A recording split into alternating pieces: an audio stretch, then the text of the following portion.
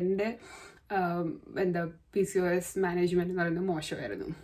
അത് ഞാൻ അഡ്മിറ്റ് ചെയ്യുന്നു. ഇതിനൊരു വൺ സ്റ്റെപ്പ് സൊല്യൂഷൻ എനിക്കൊന്നും ഉണ്ടെന്ന് തോന്നുന്നില്ല. നമുക്ക് ഒരുപാട് പേര് എന്നെ കളിയാക്കിയിട്ടുണ്ട്. ഹായ്, എൻ്റെ പേര് ഭദ്ര. എനിക്കൊരു യൂട്യൂബ് ചാനലുണ്ടായിരുന്നു. അപ്പം സബ്സ്ക്രൈബ് ചെയ്തിട്ടുള്ള കുറച്ച് പേർക്കൊക്കെ എന്നെ ഓർമ്മയുണ്ടാവും തോന്നുന്നു. അപ്പം ഞാനൊരു ലോങ് ബ്രേക്ക് കഴിഞ്ഞാണ് ഞാൻ ഇപ്പോൾ ഒരു വീഡിയോ ചെയ്യുന്നത്. ഇപ്പം ഒരു 4 years ആയിട്ട് ഞാൻ വീഡിയോ ഒന്നും ചെയ്യാറുണ്ടായിരുന്നില്ല. അപ്പം ഞാൻ ആ സമയത്ത് PhD ചെയ്തുകൊണ്ടിരിക്കുമായിരുന്നു ഓസ്ട്രേലിയയിൽ. ഇപ്പം ഞാൻ PhD കംപ്ലീറ്റ് ആയി. അപ്പം വളരെ അടുത്ത് ഞാൻ എൻ്റെ ഇൻസ്റ്റാഗ്രാം ചെക്ക് ചെയ്ത സമയത്താണ് അന്ന് ഞാൻ ചെയ്തൊരു വീഡിയോ, PCOSനെ ബേസ് ചെയ്തിട്ടുള്ള ഒരു വീഡിയോയിൽ ഞാൻ പറഞ്ഞിട്ടുണ്ടായിരുന്നു എനിക്ക് സ്പിയർമിൻറ്റ് ടീ ഹെൽപ്ഫുൾ ആയിരുന്നു. കാരണം എനിക്ക് PCOS ഉണ്ട്. അപ്പം ഞാൻ സ്പിയർമിൻറ്റ് ടീ അന്ന് കുടിച്ചിട്ടുണ്ടായിരുന്നു. അപ്പം അതെനിക്ക് കുറച്ച് ഹെൽപ്ഫുൾ ആയിരുന്നു എന്ന് ഞാൻ ഇങ്ങനെ പറഞ്ഞിട്ടുണ്ടായിരുന്നു. അപ്പോൾ ആ പ്രോഡക്റ്റ് ഏതാണെന്ന് ചോദിച്ചിട്ടാണ് കുറച്ച് ക്വസ്റ്റ്യൻസ് വന്നിട്ടുണ്ടായിരുന്നത്. പിന്നെ ചോദിച്ചത് എൻ്റെ പേഴ്സണൽ റൂട്ടീനല്ല, ഞാൻ എന്താണ് പേഴ്സണലി ഞാൻ ചെയ്തിട്ടുള്ളത് PCOS മാനേജ് ചെയ്യാനായിട്ട് എന്തൊക്കെയാണ് ഞാൻ ചെയ്തിട്ടുള്ളതെന്നായിരുന്നു വന്ന വേറെ 2-3 ക്വസ്റ്റ്യൻസ് എന്ന് പറയുന്നത്. പിന്നത്തെ എൻ്റെ വീഡിയോയിൽ ഞാൻ ആ പ്രോഡക്റ്റിൻ്റെ ലിങ്ക് കൊടുക്കുന്നുണ്ട് ഡിസ്ക്രിപ്ഷനിൽ. ഒപ്പം ഞാൻ പേഴ്സണലി ചെയ്തിട്ടുള്ള കുറച്ച് കാര്യങ്ങളെ പറ്റി ഞാൻ ബ്രീഫായിട്ട് ഡിസ്കസ് ചെയ്യുന്നുണ്ട്. അപ്പോൾ PCOS എന്ന് പറയുന്നത്, അല്ലെങ്കിൽ പോളിസിസ്റ്റിക് ഒവേറിയൻ സിൻഡ്രോം എന്ന് പറയുന്നത് ഒരു മെറ്റബോളിക് ഇൻഫ്ലമേറ്ററി ഡിസോർഡർ ആണെന്ന് ഞാൻ പറയാം. അപ്പം കാരണം PCOS ഉള്ള ആൾക്കാർക്ക് ഒരു ലോ ഗ്രേഡ് ഇൻഫ്ലമേഷൻ എപ്പോഴും ഉണ്ടാവും. അപ്പം അതിൻ്റെ മെയിൻ സിംറ്റംസ് എന്ന് പറയുന്നത് ഹൈ ആൻഡ്രോജൻ ലെവൽസ് ആയിരിക്കും. ആൻഡ്രോജൻസ് എന്ന് പറയുന്നത് മെയിൽ ഹോർമോൺസ് ആണ്. അപ്പം PCOS ഉള്ള ആൾക്കാർക്ക് അതിൻ്റെ ലെവൽസ് കൂടുതലായിരിക്കും. അപ്പം അതിൻ്റെ ക്ലാസിക് സിംറ്റംസ് എന്ന് പറയുന്നത് ഹെയർ ഫോൾ, പിന്നെ അതുപോലെ facial and body hair growth ഉണ്ടാവും. പിന്നെ അതുപോലെ തന്നെ ഹെയർ തിന്നിങ്, ഇതൊക്കെയാണ് മെയിൻ സിംറ്റംസ്. പിന്നെ അതുപോലെ തന്നെ നമ്മളുടെ മെൻസ്ട്രൽ സൈക്കിള് മെസ്ഡപ്പ് ആയിരിക്കും കുറച്ചും കൂടെ. അപ്പം ചിലർക്ക് റെഗുലർ ആയിരിക്കും, പക്ഷേ ഈ PCOSൻ്റെ സിംറ്റംസ് എല്ലാം ഉണ്ടാവും. ചിലർക്ക് മിസ്ഡ് പീരീഡ്സ് ആയിരിക്കും, പീരീഡ്സ് വരില്ല, കാരണം നമ്മളുടെ എഗ്സ് മെച്യൂർ ചെയ്ത് റപ്ചർ ആവുന്നില്ല. അപ്പം ഓവുലേഷൻ നടക്കാതിരിക്കുന്ന സമയത്ത് പീരീഡ്സിൽ ഒരു ഇറഗുലാരിറ്റീസ് ഉണ്ടാവും. ചിലർക്കൊരു 3 മാസം വരില്ല, പിന്നെ അത് കഴിഞ്ഞ് വന്നു കഴിഞ്ഞാൽ ഹെവി ബ്ലീഡിങ് ആയിരിക്കും.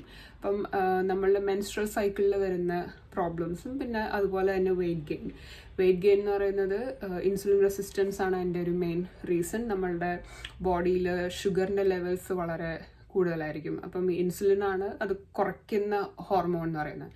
അപ്പം ഈ ഇൻസുലിൻ പ്രൊഡക്ഷൻ കൂടി വരും, കാരണം നമ്മളുടെ ബ്ലഡ് ഷുഗർ കുറയ്ക്കാനുള്ള ഒരു മെക്കാനിസം, ആ ഒരു എന്താ പറയുക, ഒരു ഹോർമോൺ മെക്കാനിസമായിട്ട് പിന്നെയും ഇൻസുലിൻ പ്രൊഡ്യൂസ് ചെയ്യും. അപ്പം നമ്മളുടെ ബോഡിയിൽ ഇൻസുലിൻ ലെവൽസ് കൂടുതലായിരിക്കും. ഇൻസുലിൻ ഭയങ്കരമായിട്ട് കൂടുന്ന സമയത്ത് അത് ആൻഡ്രോജൻ, അതായത് മെയിൽ ഹോർമോൺസിൻ്റെയും പ്രൊഡക്ഷൻ കൂട്ടും.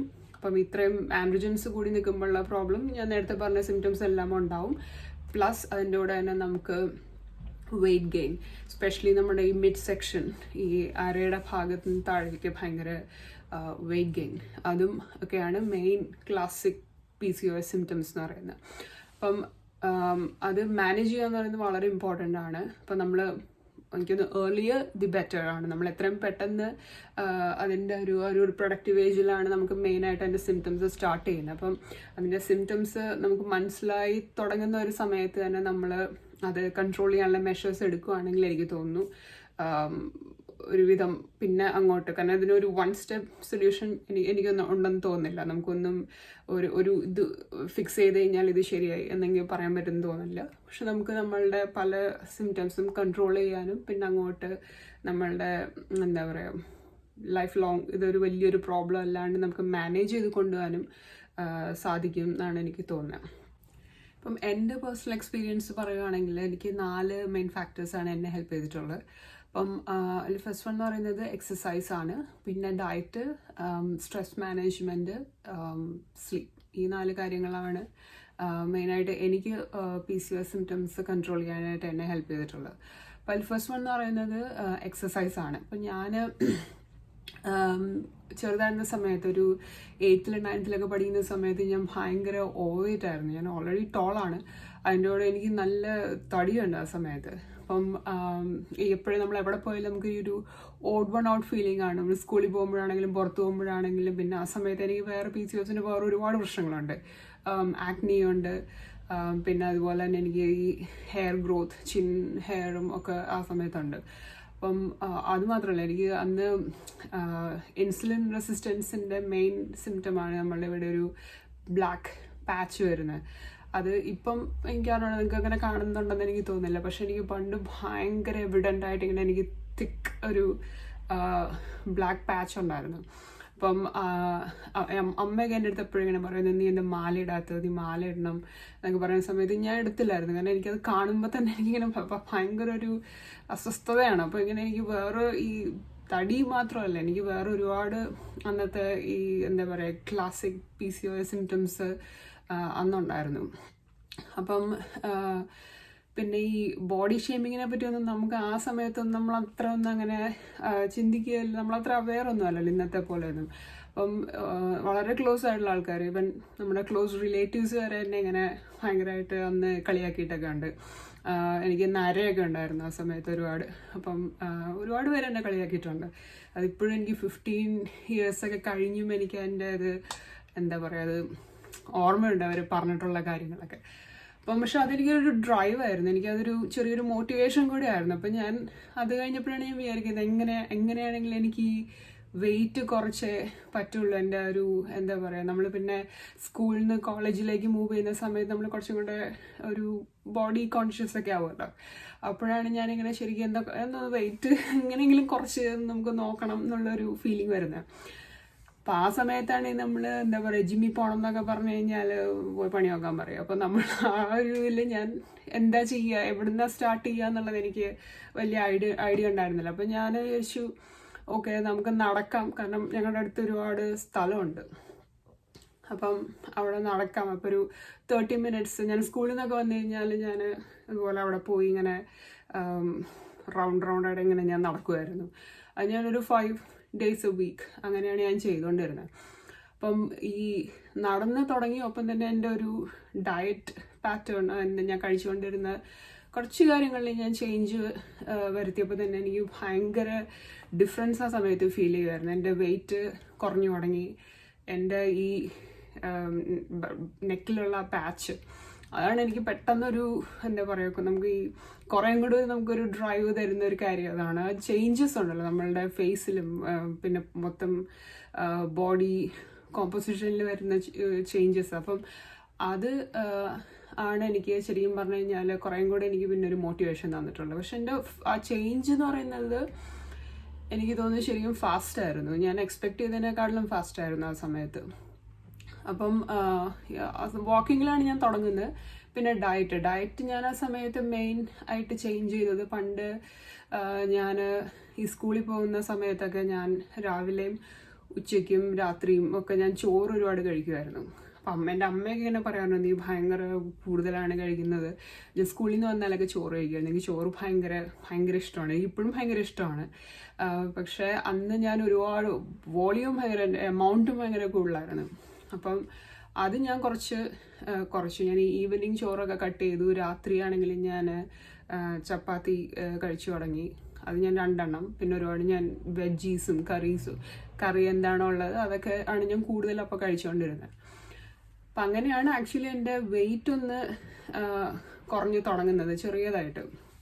പിന്നെ ഞാൻ എന്താണ് ആ ഒരു പാറ്റേൺ, നമുക്ക് ആ ഒരു ഓക്കെ ഇത് വർക്കാവും എന്ന് മനസ്സിലാക്കി കഴിഞ്ഞപ്പോൾ ഞാൻ അതിങ്ങനെ കണ്ടിന്യൂസ് ആയിട്ട്, പക്ഷെ ഒരു വെയിറ്റ് ലോസ് എന്ന് ഞാൻ ഉദ്ദേശിക്കുന്നത് ഇൻസ്റ്റൻറ്റ് വെയിറ്റ് ലോസ് ഒന്നും ആയിരുന്നില്ല. പക്ഷെ ഒരു 4 months 5 months ഒക്കെ ആയപ്പോഴും എനിക്ക് വെയിറ്റ് ഇങ്ങനെ കുറഞ്ഞു വരുന്നുണ്ടെന്ന് എനിക്ക് മനസ്സിലാകുന്നുണ്ടായിരുന്നു. അങ്ങനെ ഒരു 1 year ഒക്കെ കഴിഞ്ഞപ്പോഴാണ് എനിക്ക് ഭയങ്കര വ്യത്യാസം വന്നതും. എൻ്റെ അടുത്ത് ഇങ്ങനെ ആൾക്കാരൊക്കെ എന്താ വഴി വെച്ച് കാണുമ്പോൾ ഇങ്ങനെയൊക്കെ എടുത്ത് ചോദിക്കുമായിരുന്നു എങ്ങനെയാണ് വെയിറ്റ് കുറച്ചതെന്നൊക്കെ. എനിക്ക് കേൾക്കാൻ ഭയങ്കര ഇഷ്ടമായിരുന്നു അന്ന്. അപ്പം അങ്ങനെയാണ് എൻ്റെ തുടക്കം. ഞാൻ വാക്കിങ്ങിലാണ് തുടക്കം. പക്ഷെ എനിക്ക് തോന്നുന്നു പലരും ഭയങ്കരമായിട്ട് അണ്ടർ എസ്റ്റിമേറ്റ് ചെയ്യുന്ന ഒരു വർക്കൗട്ടാണ് വാക്കിംഗ് എന്ന് പറയുന്നത്. അപ്പം എനിക്ക് പക്ഷെ അതായിരുന്നു എൻ്റെ ഒരു സ്റ്റാർട്ട്. പിന്നെ അത് കഴിഞ്ഞിട്ട് ഞാൻ ഒരു early 20s ഞാൻ കൂടുതലും കാർഡിയോ ഒക്കെ വർക്കൗട്ടാണ് ഞാൻ ചെയ്തുകൊണ്ടിരുന്നുണ്ടായിരുന്നത്. പിന്നെ ആ സമയത്ത് ഞാൻ ജിമ്മിലും പോയി തുടങ്ങിയായിരുന്നു. അപ്പം ഞാൻ അവിടെ യൂഷ്വലി ട്രെഡ്മില്ലും എലിപ്റ്റിക്കൽ ട്രെയിനറും സൈക്കിളൊക്കെയാണ് ഞാൻ സ്ഥിരം യൂസ് ചെയ്തുകൊണ്ടിരുന്നത്. അതൊക്കെയാണ് എൻ്റെ ഫേവറേറ്റ് മെഷീൻസ് ആയിരുന്നത്. അപ്പം ആ ഒരു ഇതും എൻ്റെ വെയിറ്റ് മാനേജ് ചെയ്യാനായിട്ട് ഹെൽപ്പ് ചെയ്തു എന്നല്ലാതെ പിന്നെ എനിക്ക് ഭയങ്കര ഡ്രാസ്റ്റിക് ആയിട്ട് എനിക്ക് അങ്ങനെ കുറഞ്ഞിട്ടൊന്നുമില്ല, കാരണം ഞാൻ അതങ്ങനെ സ്റ്റഡി ആയിട്ട് മെയിൻറ്റെയിൻ ചെയ്യുമായിരുന്നു. പിന്നെ ഒരു 30s ഒക്കെ ആയപ്പോഴാണ് ഞാൻ സ്ട്രെങ്ത് ട്രെയിനിങ് ചെയ്തു തുടങ്ങുന്നത്. അപ്പോൾ എനിക്ക് ആദ്യം സത്യം പറഞ്ഞാൽ എനിക്ക് ഭയങ്കര മടിയായിരുന്നു ചെയ്യാനായിട്ട്. കാരണം വെച്ച് കഴിഞ്ഞാൽ എനിക്കറിയില്ല, ഞാൻ ആ സമയത്തൊന്നും സ്ട്രെങ്ത് ട്രെയിനിങ് എന്ന് പറയുമ്പോൾ ഞാനൊരു തുടക്കം എൻ്റെ 1 kilo 2 kilos ഒക്കെ വെച്ചിട്ടായിരുന്നു. അപ്പം ഈ കാർഡിയോ ചെയ്യുന്ന സമയത്ത് നമ്മൾ ഭയങ്കരമായിട്ട് സ്വെറ്റ് ചെയ്യുമല്ലോ, എനിക്ക് ആ ഒരു ഫീലിംഗ് ഭയങ്കര ഇഷ്ടമാണ്. അപ്പോഴാണ് ഞാനിങ്ങനെ ഓക്കെ ഞാൻ വർക്കൗട്ട് ചെയ്തു എന്നുള്ളൊരു ഫീലിംഗ് ഒക്കെ വരുന്നത്. പക്ഷേ ഈ സ്ട്രെങ്ത് ട്രെയിനിങ് ചെയ്യുന്ന സമയത്ത് എനിക്ക് അന്ന് അത്രയും ഞാനിന്ന് വർക്കൗട്ട് ചെയ്തു എനിക്ക് അങ്ങനത്തെ ഫീലിംഗ് ഒന്നും തോന്നിയിരുന്നില്ല തുടക്കം. പിന്നെ സ്ലോലിയാണ് ഞാൻ പ്രോഗ്രസീവ്ലി ആ വെയിറ്റ് ഞാൻ ബിൽഡ് ചെയ്ത് കൊണ്ടുവന്നത്. പക്ഷെ എനിക്ക് ആ ഒരു ചേഞ്ച് എനിക്ക് മനസ്സിലാക്കാൻ വരുന്നുണ്ടായിരുന്നു. ഞാൻ കുറേ കൂടെ എനിക്കൊരു സ്ട്രോങ്ങർ ഫീലിംഗ് വരുന്നുണ്ട് എൻ്റെ ബോഡിയിൽ, കുറച്ചും കൂടെ സ്ട്രോങ് ഫീലിംഗ് ഉണ്ടായിരുന്നു. പിന്നെ എൻ്റെ ചില സിംറ്റംസ് അന്നുണ്ടായിരുന്നതൊക്കെ ഭയങ്കരമായിട്ട് എൻ്റെ അത് ഇമ്പ്രൂവ് ആയി. എസ്പെഷ്യലി ഹെയർ ഫോളും പിന്നെ ഈ ഇൻസുലിൻ റെസിസ്റ്റൻസ് പ്രോബ്ലം ഒക്കെ അന്ന് എനിക്ക് സിംറ്റംസ് ആയിട്ടൊന്നും കാണിക്കുന്നുണ്ടായിരുന്നില്ല. ഈ പാച്ചൊക്കെ അപ്പോഴേ എനിക്ക് പോയായിരുന്നു. പക്ഷെ എനിക്ക് ഹെയർ ഫോൾ പ്രശ്നം അത് എനിക്കറിഞ്ഞൂടെ. ഞാൻ എൻ്റെ ഉള്ള കാലം മുതൽ അതുണ്ട് ഈ ഹെയർ ഫോൾ പ്രോബ്ലം എന്ന് പറയുന്നത്. അപ്പം അന്ന് പക്ഷെ കുറച്ചത് ഇമ്പ്രൂവ്ഡ് ആയായിരുന്നു ഈ ഞാൻ സ്ട്രെങ്ത് ട്രെയിനിങ് തുടങ്ങിയതിന് ശേഷം. പിന്നെ എൻ്റെ മെൻസ്ട്രൽ സൈക്കിളും കുറേ കൂടെ റെഗുലറായി ഈ സ്ട്രെങ്ത് ട്രെയിനിങ് തുടങ്ങിയപ്പം. അപ്പോൾ ഞാൻ പിന്നെ വീക്ക്ലി ഒരു 3 times സ്ട്രെങ്ത് ട്രെയിനിങ് ചെയ്യും, ഒരു 2 times ഞാൻ കാർഡിയോ ചെയ്യും. അതാണ് എൻ്റെ ഒരു റൂട്ടീൻ. അതാണ് ഞാൻ ഇപ്പോഴും ചെയ്തുകൊണ്ടിരിക്കുന്നത്. അതിൽ വലിയ ചേഞ്ചസ് ഒന്നും വന്നിട്ടില്ല. വെയിറ്റിൻ്റെ ഇത് കൂടിയിട്ടുണ്ടെന്നേ ഉള്ളൂ. ഞാനിപ്പം 7 to 10 ഡംബിൾസ് ആണ് എടുക്കുന്നത്. പണ്ട് ഞാൻ സ്റ്റാർട്ട് ചെയ്തപ്പം 1-2 ഒക്കെ ആയിരുന്നു. ഇപ്പം കുറച്ചും കൂടെ എൻ്റെ വെയിറ്റ് കൂടിയിട്ടുണ്ട്. പക്ഷെ ഞാൻ 3 days a week അങ്ങനെയാണ് ഞാൻ ചെയ്യുന്നത്.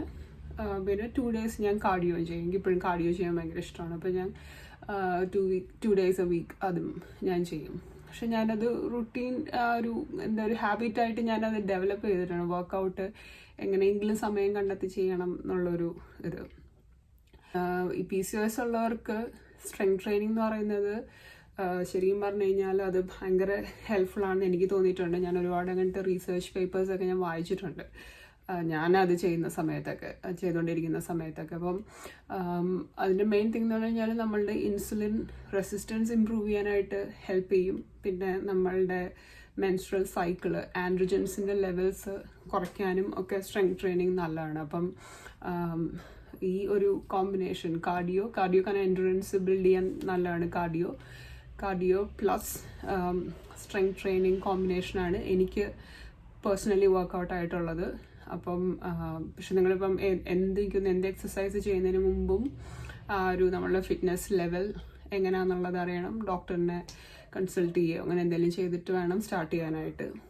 പക്ഷെ അതാണ് എനിക്ക് വർക്കൗട്ടായിട്ടുള്ളത്. സെക്കൻഡ് തിങ് എന്ന് പറയുന്നത് ഡയറ്റാണ്. ഞാൻ PCOSൻ്റെ മെയിൻ നമ്മളുടെ കൺട്രോൾ ചെയ്യുന്നതിനൊരു മെയിൻ ഫാക്ടർ ഡയറ്റാണെന്ന് എനിക്ക് തോന്നിയിട്ടുണ്ട്. അപ്പം ഞാൻ ഓവർ വെയിറ്റ് ആയിരുന്ന സമയത്തൊക്കെ ഞാൻ നേരത്തെ പറഞ്ഞ പോലെ ഞാൻ ചോറ് ഒരുപാട് കഴിക്കുമായിരുന്നു. അതുപോലെ തന്നെ അന്നത്തെ എൻ്റെ ഭയങ്കര ഒബ്സഷനായിരുന്നു ഈ നമ്മളുടെ ഫ്രൈഡ് സാധനങ്ങളുണ്ടല്ലോ, നമ്മൾ നല്ല കടികൾ, ഈ എണ്ണ പലഹാരങ്ങൾ, അതെല്ലാം എനിക്ക് ഭയങ്കര ഇഷ്ടമായിരുന്നു. ഞാൻ കഴിക്കുകയും ചെയ്യുമായിരുന്നു. ഒരു ഷുഗറി സംഭവങ്ങൾ എന്നുവെച്ചാൽ ലഡ്ഡു, ജിലേബി അങ്ങനത്തെ സംഭവങ്ങളൊക്കെ ഞാൻ അന്ന് ഒരുപാട് ഞാൻ കഴിച്ചിട്ടുണ്ട്.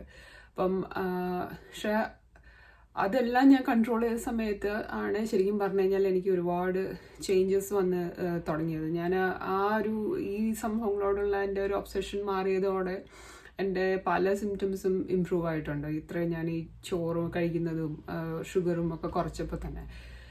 ഇതെല്ലാം ശരിക്കും പറഞ്ഞാൽ എൻ്റെ കൺട്രോളിൽ നിന്ന് വിട്ടുപോയത് ഞാൻ എൻ്റെ PhD തുടങ്ങിയ സമയത്താണ്. കാരണം PhD സ്റ്റാർട്ട് ചെയ്ത സമയത്ത് ആണ് എനിക്ക് ആദ്യമായിട്ട് ഈ ഒരു സ്ട്രെസ് ഈറ്റിംഗ് ഹാബിറ്റ് ഞാൻ ഡെവലപ്പ് ചെയ്തെന്ന് വെച്ചാൽ ഭയങ്കര വലിയ കാര്യം പോലെ ഞാൻ പറയുന്നത്. പക്ഷെ അപ്പോഴാണ് എനിക്ക് വന്നത്. എനിക്കിനും അങ്ങനെ അത്രയും ഒരു സ്ട്രെസ്ഫുൾ പീരീഡിലൊന്നും ഞാൻ കടന്നു പോയിട്ടില്ല. പക്ഷെ എൻ്റെ PhD എന്ന് പറയുന്നത് ഞാൻ ചെയ്തിട്ടുള്ളതിൽ വെച്ചിട്ട് എനിക്ക് one of the most stressful things have done എന്നാണ് എൻ്റെ ഒരു വിശ്വാസം. അപ്പം ആ സമയത്താണ് എനിക്കൊരു സ്ട്രെസ് ഈറ്റിംഗ് ഹാബിറ്റ് തുടങ്ങിയതും. അപ്പോഴാണ് ഞാൻ ഈ നിർത്തിയ സാധനങ്ങളെല്ലാം തിരിച്ച് എൻ്റെ ആ ഒരു ഡയറ്റിലേക്ക് വന്നത്. കാരണം അപ്പോൾ നമ്മൾ വേറൊന്നും ഇത് ചെയ്യുന്ന സമയത്ത് നമ്മളുടെ ഒരു റൂട്ടീൻ അങ്ങനെയാണ്. എത്രയോ നമ്മൾ എന്താ പറയുക, ഇതിനെപ്പറ്റിയൊന്നും നമ്മൾ ചിന്തിക്കില്ല. നമ്മൾ ഒരുപാട് സമയം വർക്ക് ചെയ്യാനും പിന്നെ അതുപോലെ ബാക്കിയുള്ള കാര്യങ്ങൾക്ക് നമ്മളിങ്ങനെ സ്പെൻഡ് ചെയ്ത് നമ്മൾ എപ്പോഴും ഒരു സ്ട്രെസ് മോഡിലിരിക്കുന്ന സമയത്ത് നമ്മൾ എന്താ കഴിക്കുന്നത് അങ്ങനെയൊന്നും നമ്മൾ അത്ര ആലോചിക്കില്ലല്ലോ. അപ്പം ഞാൻ പിന്നെയും ഈ ജങ്ക് ഫുഡും പിന്നെ അതുപോലെ തന്നെ ഷുഗറുള്ള സാധനങ്ങളും ഒക്കെ ഞാൻ ഒരുപാട് കഴിച്ചു തുടങ്ങിയപ്പം എൻ്റെ പോയ സിംറ്റംസ് എല്ലാം ശരിക്കും പറഞ്ഞു കഴിഞ്ഞാൽ അതേപടി അത് തിരിച്ചു വന്നു. അപ്പോഴാണ് ഞാൻ അതിൻ്റെ ഒരു ഡയറ്റ് എത്ര ഇമ്പോർട്ടൻ്റ് ആണെന്നുള്ളത് എനിക്ക് മനസ്സിലാക്കുന്നത്. കാരണം ഇതിനു മുമ്പൊക്കെ കൺട്രോളിലായതുകൊണ്ട് എനിക്കത് അറിയാൻ പറ്റുന്നുണ്ടായിരുന്നില്ല. പക്ഷേ ആ ഒരു കൺട്രോളിൽ നിന്ന് പോയ സമയത്ത് ഞാൻ എല്ലാം പോയി മാനേജ് ചെയ്തു എന്നൊക്കെ വിചാരിച്ച് വെച്ചിരുന്ന എൻ്റെ എല്ലാ സിംറ്റംസും അതേപോലെ വന്നു. അപ്പം ഈ PCOS ഉള്ളവർക്ക് എപ്പോഴും ഒരു ലോ ഗ്രേഡ് ഇൻഫ്ലമേഷൻ ഉണ്ട്. അപ്പം ഈ ഇൻഫ്ലമേഷൻ എന്ന് പറയുന്നത് എൻ്റെ ഒരു ക്ലാസിക് സിംറ്റമാണ് മൂൺ ഫേസ് എന്ന് പറയുന്നത്. നമ്മൾ റൗണ്ട് ഫേസ് എന്നല്ല ഉദ്ദേശിക്കുന്നത്. റൗണ്ട് ഫേസ് ആണ്, പക്ഷേ നമ്മളുടെ ഫേസിൻ്റെ ഷേപ്പ് മാത്രമല്ല, നമുക്ക് ഭയങ്കര ഒരു സ്വെല്ല് ചെയ്തിരിക്കുന്ന ഒരുതരം ഫീലിംഗ് ഉണ്ടല്ലോ. അപ്പം അതെനിക്ക് പെട്ടെന്ന് എനിക്ക് നോട്ടീസ് ചെയ്യാൻ പറ്റും. കാരണം ഞാൻ ഇപ്പം ഇന്ന് യൂഷ്വലി ഇന്ന് എൻ്റെ ഫേസിൽ എനിക്ക് ആക്ച്വലി അത്രയും എന്താ പറയുക ഒരു സ്വെല്ലിംഗ് ഒന്നും എനിക്ക് ഫീൽ ചെയ്യുന്നില്ല. പക്ഷെ ഇന്ന് ഞാനിപ്പം ഒരുപാട് ഷുഗറുള്ള സാധനങ്ങൾ കഴിച്ചു, അല്ലെങ്കിൽ എന്താ പറയുക ജ്യൂസോ അല്ലെങ്കിൽ ഒരുപാട് അങ്ങനത്തെ എന്തെങ്കിലുമൊക്കെ ഞാൻ കഴിച്ചു, ഫ്രൈഡ് ഐറ്റംസ് ഒക്കെ ഞാൻ കഴിച്ചിരിക്കുകയാണെങ്കിൽ നാളെ കുറച്ച് എനിക്ക് ഒരു ചേഞ്ച് കാണും. ഇച്ചിരിയും കൂടെ എൻ്റെ ഫേസ് ഇങ്ങനെ സ്വെല്ല് ചെയ്തിരിക്കും. അതുപോലെ തന്നെ ഫേസ് മാത്രമല്ല എൻ്റെ ബോഡിയിലും എനിക്കത് ഫീൽ ചെയ്യും, ഒരുമാതിരി ഒരു ബ്ലോട്ടഡ് ഫീലിംഗ്. പിന്നെ നമുക്കൊരു ലതാജിക് ഫീലിംഗ് ആണ്, ഒന്നും ചെയ്യാൻ ഒരു ഇതില്ല, എക്സസൈസ് ചെയ്യണമെന്ന് തോന്നത്തില്ല, നമുക്ക് മൊത്തത്തിലൊരു ടയേർഡ് ഫീലിംഗ്. അതൊരു ഇൻഫ്ലമേഷൻ്റെ ക്ലാസിക് സിംറ്റം ആണ് അത്. പക്ഷേ എനിക്ക് ആദ്യം ഇൻഫ്ലമേഷൻ ആണെന്നൊന്നും എനിക്ക് മനസ്സിലായിരുന്നില്ല. ഞാൻ എപ്പോഴും ചില ഫുഡ് കഴിച്ചു കഴിഞ്ഞ സമയത്ത് എനിക്ക് പെട്ടെന്ന് ഈ പറയുന്ന പോലെ ഒരു ബ്ലോട്ടഡ് ഫീലിംഗ് വരും. അപ്പം ഞാൻ വിചാരിച്ചു അതൊക്കെ വാട്ടർ റിട്ടൻഷൻ ആയിരിക്കും. കാരണം സോൾട്ടി ഫുഡൊക്കെ കഴിക്കുന്ന സമയത്ത് നമുക്ക് ഈ വാട്ടർ റിട്ടൻഷൻ സംഭവിക്കുമല്ലോ. അപ്പം ഞാൻ അതായിരിക്കും എന്ന് വിചാരിച്ചാണ് ആദ്യം ഇരുന്നത്. പക്ഷേ പിന്നെ എനിക്കത് മനസ്സിലാക്കാൻ തുടങ്ങി. നമുക്കൊരു പാറ്റേൺ വരുമല്ലോ, നമുക്ക് ഈ കഴിക്കുന്നതിൽ നമുക്കൊരു പിന്നെ സ്വിച്ചിട്ട പോലെ നമുക്ക് ഇതിലൊരു ഡിഫറൻസ് വരുമ്പം നമുക്ക് നമുക്ക് അങ്ങനെ കണക്ട് ചെയ്യാൻ പറ്റും, ഒരു ട്രിഗർ എന്താണെന്നുള്ളത് മനസ്സിലാക്കാൻ പറ്റും. അപ്പം എൻ്റെ കേസിലാണെങ്കിൽ എനിക്ക് മെയിനായിട്ട് പ്രശ്നം വരുന്നത് ഡയറി. അപ്പം ഫുൾ ക്രീം മിൽക്ക് അത് ഞാൻ പണ്ട് നാട്ടിലൊക്കെ വെച്ചിട്ട് ഞാൻ സാധാ പാലാണ് കുടിച്ചുകൊണ്ടിരുന്നത്. അന്നൊന്നും എനിക്ക് അത്രയും പ്രോബ്ലം ഉണ്ടായിരുന്നില്ല. പക്ഷേ ഒരു 5-6 years ആയിട്ട് എനിക്ക് ചില ഭക്ഷണങ്ങൾ കഴിക്കുന്ന സമയത്ത് ഭയങ്കരമായിട്ട് എൻ്റെ ബോഡി ഇൻഫ്ലെയിംഡ് ആവും. അപ്പോൾ ഇൻഫ്ലെയിംഡ് ആവുന്ന കഴിഞ്ഞാൽ ജസ്റ്റ് ഈ ഒരു മൂൺ ഫേസ് അല്ലെങ്കിൽ ബ്ലോട്ടിങ് മാത്രമല്ല, അതിൻ്റെ ഇങ്ങനെ ഒരു സീക്വൻസ് പോലെ തന്നെ എനിക്ക് ഹെയർ ഫോൾ വരാൻ തുടങ്ങും.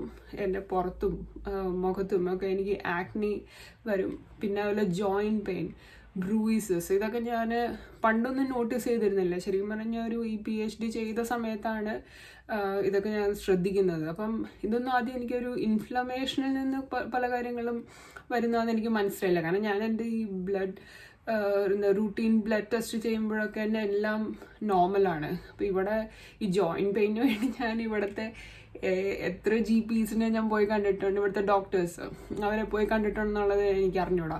അപ്പം അവർ റുമാറ്റോയ്ഡ് ആർത്രൈറ്റിസിൻ്റെ ചെക്ക് ചെയ്യാൻ പറയും, ഫാമിലി ഹിസ്റ്ററി ഉണ്ടോ, ആർത്രൈറ്റിസിൻ്റെ അങ്ങനെ വലിയ പ്രോബ്ലം നമുക്കില്ല. അപ്പം അതും ഈ ഏജിലൊക്കെ നമ്മൾ ആർത്രൈറ്റിസ് കാരണം ജോയിൻറ്റ് പെയിൻ എന്നൊക്കെ പറയുമ്പോൾ നമ്മൾ അതെന്താന്ന് വിചാരിക്കില്ലേ. അപ്പം ആ സമയത്ത് എല്ലാം പോയി ടെസ്റ്റ് ചെയ്യുന്ന സമയത്ത് ഇതെല്ലാം നോർമലാണ്. പക്ഷേ എനിക്ക് പ്രശ്നങ്ങളൊക്കെ ഉണ്ട്. അപ്പം ഞാൻ വിചാരിച്ചു വൈറ്റമിൻ D ഡെഫിഷ്യൻസി ആയിരിക്കും. പക്ഷെ വൈറ്റമിൻ D നോർമലാണ്. അപ്പോൾ ഇങ്ങനെ എനിക്ക് ഭയങ്കര ഒരു എന്താ റീസൺ എന്ന് എനിക്കറിയത്തില്ല. പക്ഷെ എന്നെ ഭയങ്കരമായിട്ട് അത് എന്താ പറയുക ഇമോഷണലിയും നമുക്ക് മെൻ്റലിയും ഒക്കെ നമ്മളെ എഫക്റ്റ് ചെയ്യും. കാരണം ഈ ഒരു പെയിൻ, പിന്നെ മൊത്തത്തിൽ നമ്മളുടെ ഈ ഒരു ബോഡി ഇങ്ങനെ സ്വെല്ല് ചെയ്തിരിക്കുന്ന പോലെ നമുക്ക് ഡ്രസ്സൊന്നും മര്യാദയ്ക്ക് ഇടാൻ പോലും നമുക്ക് തോന്നത്തില്ല. അപ്പം പിന്നെയാണ് ഞാനത് റിയലൈസ് ചെയ്യുന്നത്. ഓക്കെ, ഞാൻ ചില ഫുഡ് കഴിച്ച് കഴിയുമ്പോഴാണ് എനിക്ക് ഈ ഒരു ഇൻഫ്ലമേഷൻ വരുന്നത്, എനിക്ക് ആ ഒരു സ്വെൽഡപ്പ് ആയിട്ടുള്ളൊരു ഫീലിംഗ് വരുന്നത്. പിന്നെ ഞാൻ പതുക്കെ നോട്ടീസ് ചെയ്യാൻ തുടങ്ങി ഏതാണ് ആ ഒരു ട്രിഗർ എന്നുള്ളത്. അപ്പം എൻ്റെ കേസിൽ ഞാൻ ഇപ്പം നേരത്തെ പറഞ്ഞ പോലെ ഡയറി, അത് ഫുൾ ഫാറ്റ് മിൽക്ക്. യോഗേർട്ട് കുഴപ്പമില്ല, കാരണം ഞാൻ എനിക്കറിയില്ല, എനിക്ക് ഗ്രീക്ക് യോഗേർട്ട് കഴിക്കുമ്പോൾ ഞാൻ സ്ഥിരമായിട്ട് കഴിക്കുന്ന ഒരു സാധനമാണ്, പക്ഷേ അത് കഴിക്കുമ്പോൾ എനിക്ക് വലിയ പ്രശ്നമില്ല. പക്ഷേ ഫുൾ ഫാറ്റ് മിൽക്ക് ഭയങ്കര പ്രശ്നമാണ് എനിക്ക്. അതുപോലെ ഷുഗറുള്ള ഹൈ ഷുഗറുള്ള സാധനം, അത് ഇപ്പം കേക്കോ കുക്കീസോ എന്തായിക്കോട്ടെ, ആ സംഭവം കഴിച്ചു കഴിഞ്ഞാൽ എനിക്ക് അപ്പം തന്നെ അറിയാം അതിൻ്റെ ബോഡി റിയാക്ട് ചെയ്യുന്നത്. പിന്നെ അതുപോലെ റിഫൈൻഡ് ഫ്ലോർസ്, ഒരുപാട് മൈദ ഇതുള്ളതും, ബ്രെഡ്, എസ്പെഷ്യലി വൈറ്റ് ബ്രെഡ്. പക്ഷെ എനിക്ക് ബ്രൗൺ ബ്രെഡ് അത്ര പ്രശ്നമില്ല. അപ്പം ഇങ്ങനെ ഞാൻ പിന്നെ ഗ്ലൂട്ടൻ ഇതാണോ എന്നുള്ളത്, സെൻസിറ്റിവിറ്റി ഉണ്ടോ എന്നുള്ളത് ഞാൻ ടെസ്റ്റ് ചെയ്ത് നോക്കിയിട്ടില്ല. പക്ഷേ ഇനിയിപ്പോൾ ഞാൻ പെട്ടെന്ന് ഇനി അത് ബിൽഡ് ചെയ്തോ എന്നുള്ളതും എനിക്കറിയില്ല, ഞാൻ നോക്കിയിട്ടില്ല. പക്ഷേ ഗ്ലൂട്ടൻ ഫ്രീ ബ്രെഡ് കഴിച്ചാലും എനിക്ക് ചെറിയ രീതിയിൽ അങ്ങനത്തെ ഇൻഫ്ലമേഷനൊക്കെ കാണിക്കുന്നുണ്ട്. അപ്പോൾ എനിക്ക് തോന്നില്ല ഗ്ലൂട്ടനാണ് പ്രശ്നം എന്നുള്ളത്. പക്ഷേ ഈ റിഫൈൻഡ് ഫ്ലോർസ് ഒന്നും എനിക്ക് എൻ്റെ ബോഡിക്ക് പറ്റില്ല എന്നുള്ളത് എനിക്ക് മനസ്സിലായി.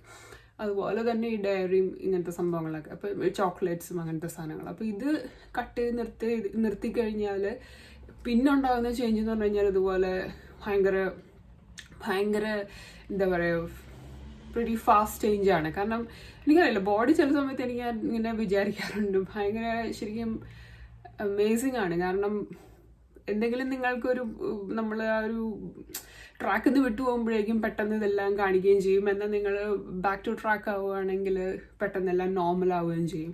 അപ്പോൾ എനിക്ക് തോന്നുന്നു എപ്പോഴും ഒരു ടൈറ്റ് കൺട്രോളിൽ വരണം തോന്നി PCOS ഉള്ള ആൾക്കാർ. കാരണം കൺട്രോൾ ചെയ്ത് പോവുകയാണെങ്കിൽ സിംറ്റംസ് ഒരുവിധമൊക്കെ മാനേജ് ചെയ്യാൻ പറ്റും. പക്ഷെ നമ്മളെപ്പോൾ അതിൽ നിന്ന് വിട്ടുപോകുന്നോ, എനിക്ക് പേഴ്സണലി അതെല്ലാം തിരിച്ചു വരുന്നുണ്ട്. ഇനിയിപ്പം ചില ആൾക്കാർക്ക് ഇമ്പ്രൂവ് ആവുന്നുണ്ടാവുമായിരിക്കും ഓവർ ദി ടൈം. പക്ഷെ എനിക്ക് പേഴ്സണലി അങ്ങനെ ആയിട്ടില്ല. ആ ഒരു ഇതിൽ നിന്ന് എപ്പോൾ പോയിട്ടുണ്ടോ അതൊക്കെ തിരിച്ചു വന്നിട്ടുണ്ട്.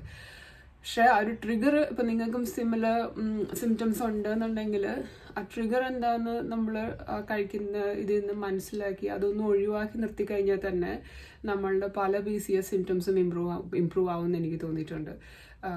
അപ്പം വെയിറ്റ് കുറയ്ക്കാൻ ഒക്കെ ബുദ്ധിമുട്ടുള്ള ആൾക്കാർ, അല്ലെങ്കിൽ ഈ ആക്നി, ഹെയർ ഫോൾ പ്രോബ്ലം ഉള്ളവരൊക്കെ ഈ ഇൻഫ്ലമേഷൻ ട്രിഗർ ചെയ്യുന്ന ഫാക്ടർ എന്താണെന്നും കൂടെ ഒന്ന് കണ്ടുപിടിച്ച് അതും കൂടെ ഒന്ന് കുറയ്ക്കുവാണെങ്കിൽ എനിക്ക് തോന്നുന്നു അത് ഭയങ്കരമായിട്ട് ഹെൽപ്പ് ചെയ്യുന്ന എൻ്റെ പേഴ്സണൽ എക്സ്പീരിയൻസ് എന്ന് എനിക്ക് തോന്നിയിട്ടുണ്ട്.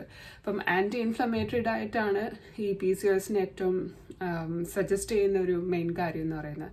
അപ്പം ഫുഡ് ഏതൊക്കെയാണ് ആ മെയിൻ ഫുഡ് ഐറ്റംസ് ഞാൻ എൻ്റെ പഴയ വീഡിയോയിൽ ഞാൻ ചെയ്തിട്ടുണ്ട്. അപ്പം ബേസിക്കലി നമ്മളിപ്പം ഭയങ്കര എന്താ പറയുക, അതിന് വേണ്ടി ഒരു പ്രത്യേക ഡയറ്റൊന്നുമില്ല. പക്ഷെ നമ്മൾ യൂഷ്വലി കഴിക്കുന്ന പോലെ വെജീസും നട്ട്സ്, പിന്നെ അതുപോലെ എഗ്ഗ്, പിന്നെ ഫാറ്റി ഫിഷ്, പിന്നെ ദാൽ, അതൊക്കെയാണ് മെയിനായിട്ട് നമ്മളുടെ ഇൻഫ്ലമേഷൻ കുറയ്ക്കുന്ന കാര്യങ്ങൾ. ട്രിഗർ ചെയ്യുന്ന കാര്യങ്ങൾ ഞാൻ നേരത്തെ പറഞ്ഞ കാറ്റഗറിയിലൊക്കെ പെടുന്ന സംഭവങ്ങൾ, ഈ പ്രോസസ് ഫുഡ്സും അതല്ല. അപ്പോൾ അതൊന്ന് കൺട്രോൾ ചെയ്ത് കഴിഞ്ഞാൽ തന്നെ എനിക്ക് തോന്നുന്നു കുറച്ചെങ്കിലും നമ്മളുടെ സിംറ്റംസ് ഇമ്പ്രൂവ് ചെയ്യാനായിട്ട് അത് ഹെൽപ്പ് ചെയ്യുന്ന എനിക്ക് തോന്നുന്നു. പിന്നെ തേർഡ് ഫാക്ടർ എന്ന് പറയുന്നത് സ്ട്രെസ് മാനേജ്മെൻ്റ് ആണ്. സ്ട്രെസ്സ് എന്ന് പറയുന്നത് നമ്മളുടെ PCOSൽ ബാക്കി എന്തൊക്കെ നമ്മൾ കറക്റ്റായിട്ട് കൊണ്ടുപോയാലും നമ്മൾ സ്ട്രെസ്ഡ് ആണെങ്കിൽ എനിക്ക് തോന്നുന്നത് ബാക്കിയൊന്നിൻ്റെയും എഫക്റ്റ് അതിൽ കാണിക്കത്തില്ല എന്ന് എനിക്ക് പേഴ്സണലി ഫീൽ ചെയ്തിട്ടുണ്ട്. ഞാൻ ആ PhD ചെയ്യുന്ന സമയത്തൊക്കെ ഞാൻ വർക്കൗട്ട് ചെയ്യുമായിരുന്നു. ചില സമയത്ത് ഞാൻ ഇന്ന് മുതൽ ഞാൻ ഫുഡൊക്കെ നല്ലോണം കൺട്രോൾ ചെയ്യാമെന്ന് വിചാരിച്ചു ഞാൻ ഒരു ഓവർ ദി പീരീഡ് ഞാൻ ചിലപ്പം നല്ല ഫുഡൊക്കെ കഴിച്ചു തുടങ്ങും. പക്ഷേ ആ സമയത്തൊക്കെ ഞാൻ സ്ട്രെസ്ഡ് ആണ്. അതുകൊണ്ട് എനിക്ക് ഈ ഇഫക്റ്റ് ഒന്നും അങ്ങനെ എൻ്റെ ബോഡിയിൽ അങ്ങനെ കാണിക്കുന്നുണ്ടായിരുന്നില്ല. അപ്പോൾ നമ്മൾ സ്ട്രെസ്ഡ് ആണെങ്കിൽ നമ്മളുടെ എപ്പോഴും ഈ കോർട്ടിസോൾ, സ്ട്രെസ് ഹോർമോണൊക്കെ നമ്മളെപ്പോഴും ഇങ്ങനെ കയറിയായിരിക്കും നിൽക്കുന്നുണ്ടാവുന്നത്. അപ്പോൾ അത് ഇൻസുലിൻ റെസിസ്റ്റൻസ് കൂട്ടും. ഇൻസുലിൻ റെസിസ്റ്റൻസ് കൂടുമ്പോൾ പ്രശ്നം എന്ന് വെച്ച് കഴിഞ്ഞാൽ നമ്മളുടെ ആൻഡ്രോജൻ ലെവൽസ്, അതായത് മെയിൽ ഹോർമോൺസ്, അതിൻ്റെ ലെവൽസ് കൂടാനും അതുപോലെ തന്നെ fat deposition, weight gain, especially mid സെക്ഷനിൽ വെയിറ്റ് ഗെയിനും ഇതിനൊക്കെ അത് കോൺട്രിബ്യൂട്ട് ചെയ്യും. അപ്പം സ്ട്രെസ് മാനേജ് ചെയ്യുക എന്ന് പറയുന്നത് വളരെ ഇമ്പോർട്ടൻ്റ് ആണ്. പക്ഷെ ഇത് ഞാൻ പറയാൻ ഫിറ്റാണോ എന്ന് എനിക്കറിയത്തില്ല. കാരണം ഞാനൊരു 4 years ഭയങ്കര ഒരു സ്ട്രെസ്ഫുൾ പീരീഡിൽ പോയിരുന്ന സമയത്ത് എൻ്റെ PCOS മാനേജ്മെൻറ്റ് എന്ന് പറയുന്നത് മോശമായിരുന്നു.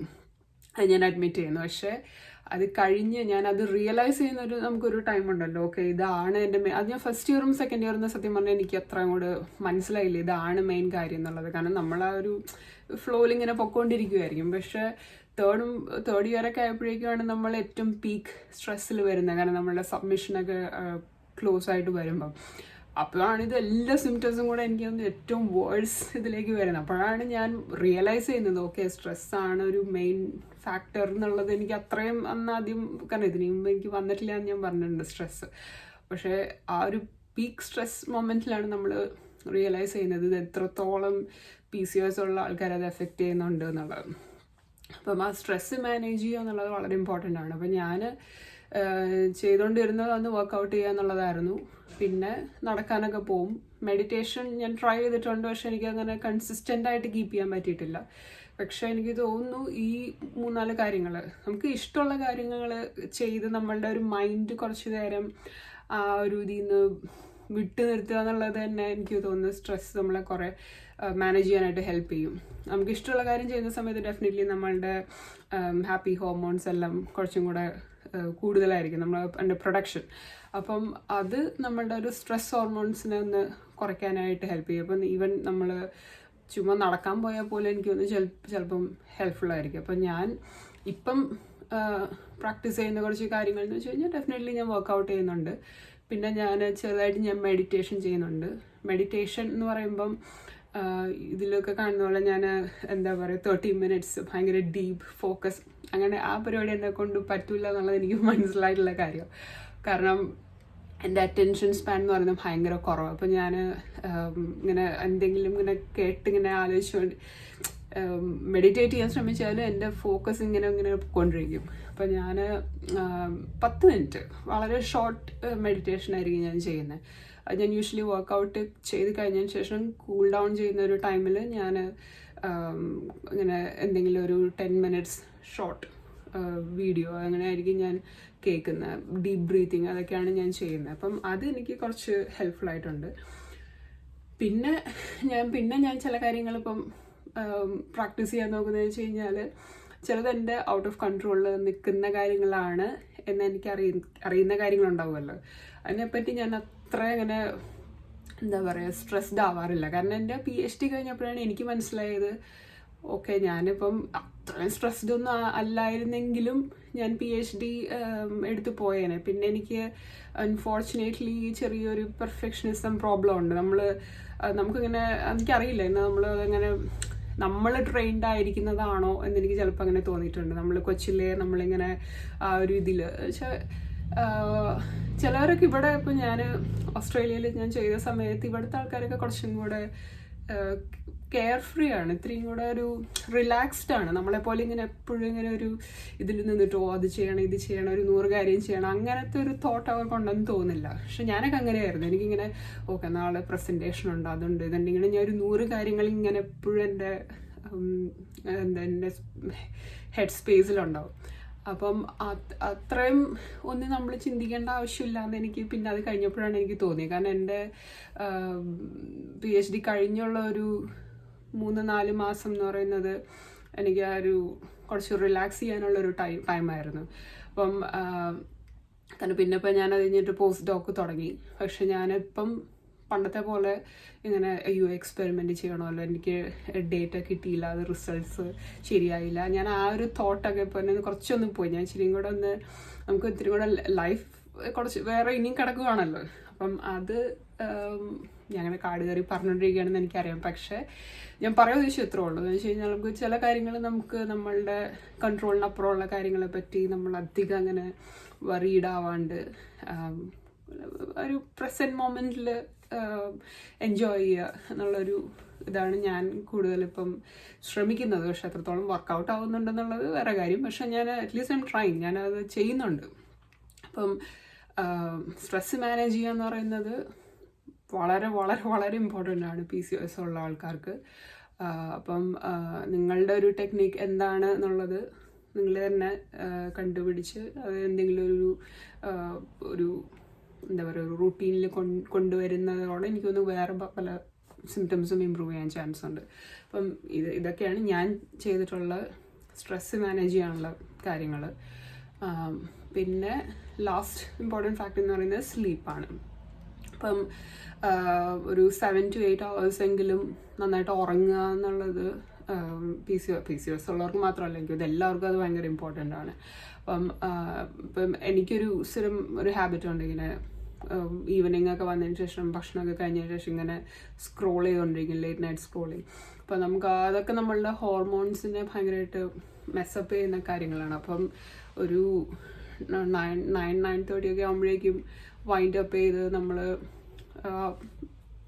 ഉറങ്ങാനുള്ള ഒരു മൂഡിലേക്ക് വരണം എന്നാണ് എനിക്ക് തോന്നുന്നത്. ഈ ഒരു 1 മണി 12 മണി വരെയൊക്കെ നമ്മൾ ഈ ഫോൺ സ്ക്രോൾ ചെയ്ത് പിന്നെ നമ്മൾ ഓർക്കം ശരിയാകുന്നില്ല, അതൊക്കെ തന്നെ മുടി കൊഴിയുമൊക്കെ ഒരുപാട് വേറെ പ്രശ്നങ്ങളും ഉണ്ടാക്കും. അപ്പോൾ ഒരു ഫിക്സ്ഡ് സ്ലീപ്പ് പാറ്റേണും കൊണ്ടുവരിക എന്നുള്ളത് വളരെ ഇമ്പോർട്ടൻ്റ് ആണ്.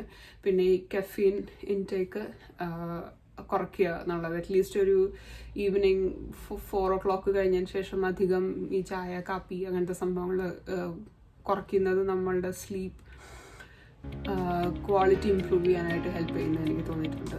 ഇതൊക്കെയാണ് മെയിൻ ഫാക്ടേഴ്സ്.